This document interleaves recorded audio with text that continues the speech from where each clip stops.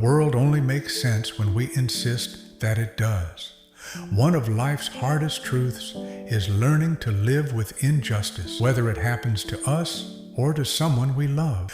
We rely on systems built to protect fairness, yet those systems often fail, leaving behind anger, grief, and an aching desire for righteousness. That emotional fracture is what gives rise to the idea of the vigilante. When justice seems impossible, people turn to stories of masked figures who take matters into their own hands. These narratives are compelling because they let us imagine that order can be restored by will alone. But can anyone truly force justice into existence without becoming consumed by pride and moral blindness? At the core of these stories lies retributive justice, the notion that those who cause suffering must, in turn, suffer themselves. This instinct is ancient, present in every culture, even observable in other primates. We can justify it evolutionarily, but its real power is emotional. Revenge feels good. It promises control when we've lost it. That satisfaction is why audiences cheer for the vengeful hero.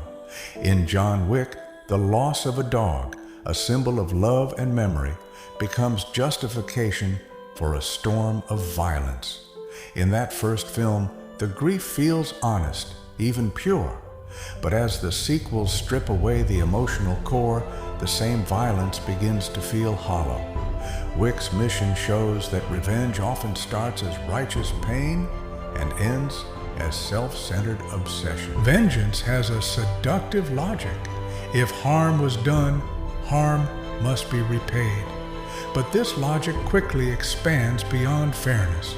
The one who seeks revenge often wants the wrongdoer to suffer more than they did. The punishment becomes disproportionate and collateral damage follows. Every new victim creates their own claim to justice, and so the cycle of retribution never ends. The old saying, "An eye for an eye leaves the whole world blind," captures this perfectly. That is why modern societies entrust punishment to institutions, not individuals. Max Weber described the state as holding the monopoly on legitimate force, meaning that retribution, to remain just, must be impersonal. The system's purpose is not satisfaction, but fairness. Yet when the system fails, when it feels slow, corrupt, or indifferent, the desire to act outside it reawakens, and the vigilante returns. Some vigilantes try to rise above selfish vengeance. Christopher Nolan's Batman embodies this attempt. A man who disciplines himself into a symbol, who obeys a moral code to avoid becoming an executioner. The mask he wears allows him to stand for an idea rather than an ego. But even that ideal is flawed. Bruce Wayne, a billionaire enforcing justice through violence, is still operating inside a narrow personal vision. His vigilantism cannot solve the poverty, fear, or inequality that breed Gotham's crime. Watchmen takes this further by stripping away the mythic glamour. Hooded justice, born from the trauma of racial violence, reveals that behind every mask lies pain that cannot be rationalized. His transformation is not an act of enlightenment, but an eruption of long-suppressed rage. It feels cathartic, yet it exposes the truth. Vigilantism is rarely about pure justice.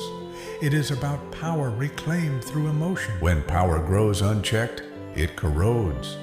The Boys and Watchmen both show how easily those who claim to defend justice become tyrants.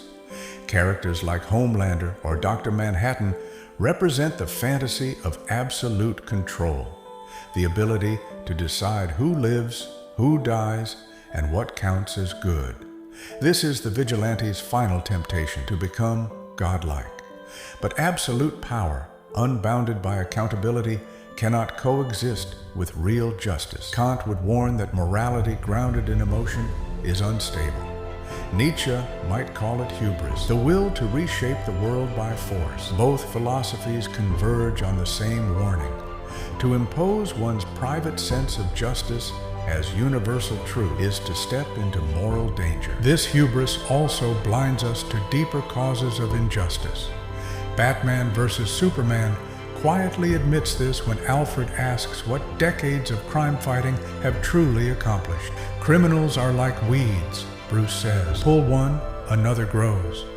Violence may remove symptoms, but it does not heal roots. Social collapse, inequality, and corruption require structural repair, not solitary crusades.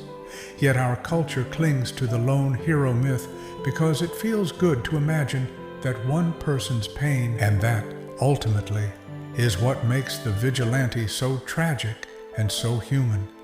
They embody the part of us that cannot bear chaos, the part that wants to say no to a world that refuses to be fair.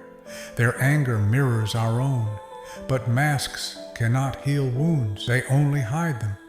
Justice pursued in isolation becomes self-destruction. Real justice demands community, restraint, and humility. It must be built together, not enforced alone. We may never perfect it, but the pursuit continues. As Dr. Manhattan reminds us, nothing ends. Justice is not a final act of vengeance or a single heroic gesture. It is an ongoing negotiation between anger and accountability, between power and empathy, between the self and the world. Only by sharing that burden can we hope to make sense of it.